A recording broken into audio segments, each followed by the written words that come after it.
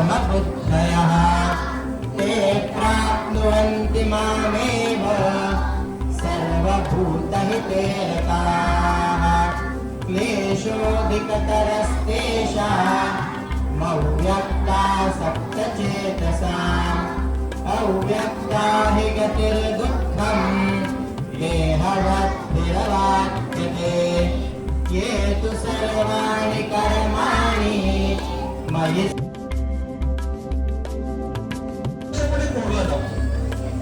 ये माझ्याजवळ बस ना आता आज मी तुझ्या हा संस्कार करतो असं होत नाही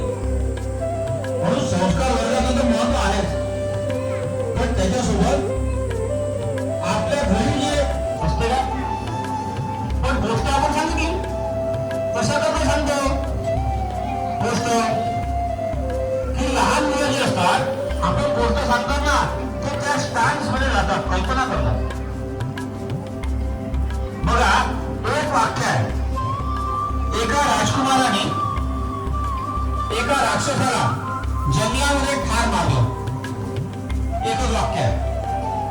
की नाही नाहीतरी अनेक गोष्टी लहान मुलांना कशा सांगतो काल्पनिक सांगतो आता आपण गोष्ट सांगायला सुरुवात केली लहान मुलांना तर राजकुमाराने राक्षसाला जंगलामध्ये ठार मारलं पण राजकुमार कसा होता एक दिवस त्याचं वळून करायचं सांगितली पाहिजे एखादा भिकारी आपल्या दारावर आला आपण हाक नको चाललं नाही काय संस्कार होती म्हणावं दारावर कोणी भिकारी आला तर हाकलून द्यायचं असते आता संस्कार होईल नाही तर दारावर एखादा भिकारी आला तर 5 रुपये दिले पाहिजे 10 रुपये दिले पाहिजे काहीतरी खायला दिलं पाहिजे आपण लहान मुलांना सोबत द्यावं म्हणजे त्यांना समजतं कधी कधी लहान मुलांच्या हातूनच द्यावं म्हणजे त्यांना समजतं की दारावर कोणी आला तर त्याला काहीतरी दिलं पाहिजे त्या छोट्या छोट्या कृतीमधून हळूहळू मनावर संस्कार होत जातात संस्कार असा एकदम होत नाही ती प्रक्रिया आहे वर्षानुवर्ष करत हळूहळू मनावर संस्कार कोरले जातात मग पक्के होतात पण त्याच्यासाठी लहानपणापासून संस्कार ग्रहण करण्याची जी सवय असते ती अशा छोट्या छोट्या संस्कार वर्गामधून आपल्याला मिळत असते सगळ्या गोष्टी आपल्यासाठी नसतात काही गोष्टी दुसऱ्यासाठी पण असतात आहे की नाही एक दिवशी यावर रामचंद्र या म्हणजे सीता राम आधुनिक सोसायटीमध्ये नावांची फार चर्चा होते झाली की नावाचे पाहत असते आणि हल्ली देवाचे नावं लावायची गरज असते सगळ्यात चंदीचा चांगली आहे ना ते नाव म्हणजे मुलींमध्ये सिया आहे असं माहिती आता हे रामाच्या म्हणजे कार्यक्रम चालू आहे मुख्य म्हणजे मला भाषण पुन्हा सुरू करणं म्हणजे विचार लागते पण बिचारे उत्सव बुद्धी आहेत गंमत पाहत होतो पण ते बुद्धी आहे मला फार आनंद झाला म्हणजे माझा मुलगा जेव्हा बाळ केला होता तेव्हा मला वेळ मिळाला तेव्हा जायचं तेव्हा ती केलेली आहे आता घरात ती केलेली समजून आहे की भेटायचे ती केलेली समजून आहे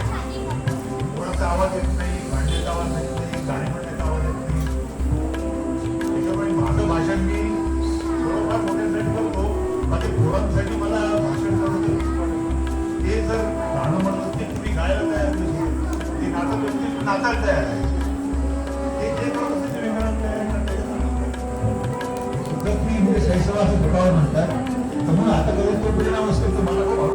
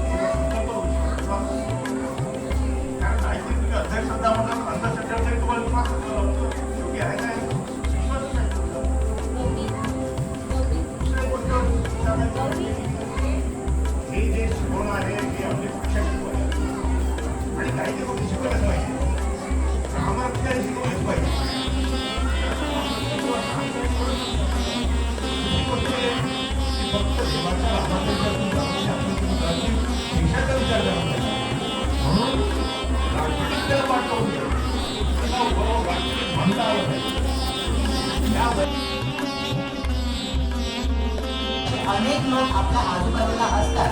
पण आपल्याला कल्पनाही नसते. त्यामुळे श्री लोधा सर आणि सौ रश्मी मॅम यांच्या कल्पनेमधून आपण अशाच एका व्यक्तीचा आज ते सत्कार घेण्याचं ठरवले आहे. श्री अण्णाजी देशपांडे हे माझे गुरु आहेत. मी त्यांच्या तिथे सध्या वास्तव्यास आहे आणि ते त्यांच्याचमुळे उभा आहे असं म्हणतात. असे माझ्यासारखे बरेच विद्यार्थी अमरावतीतील आज 60 ते 70 विद्यार्थी त्यांनी वैदिक शिक्षणात घडवले आहे आणि सध्याच्या पायावर त्यांना उभं केलेलं आहे. सध्या अण्णाजी देशपांडे श्री समर्थ हायस्कूल येथे वरिष्ठ या पदावर कार्यरत आहेत.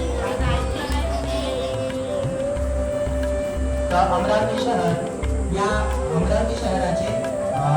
महासचिव या पदावर सुद्धा ते कार्यरत आहेत.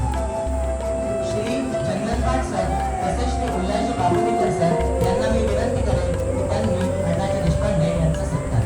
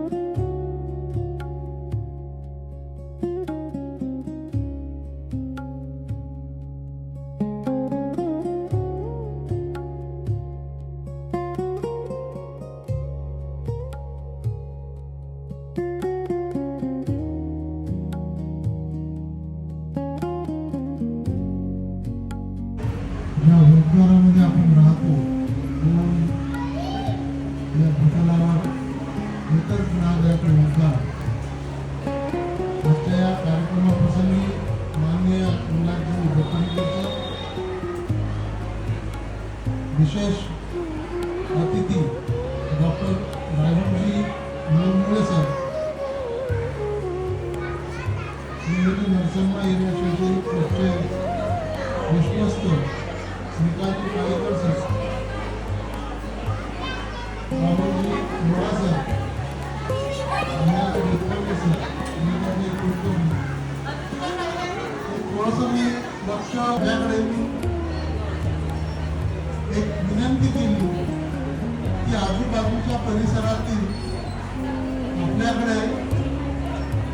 संस्कृत शिकण्यासाठी मुलं येणार. यामध्ये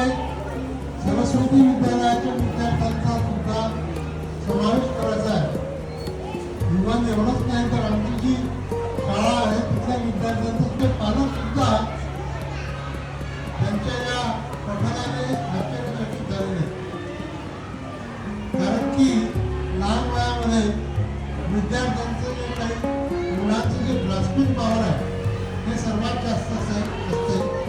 डॉक्टर साहेबांनी सुद्धा सांगितलं ग्रास्पिंग पॉवर म्हणजे तुम्ही जे काही शिकवाल,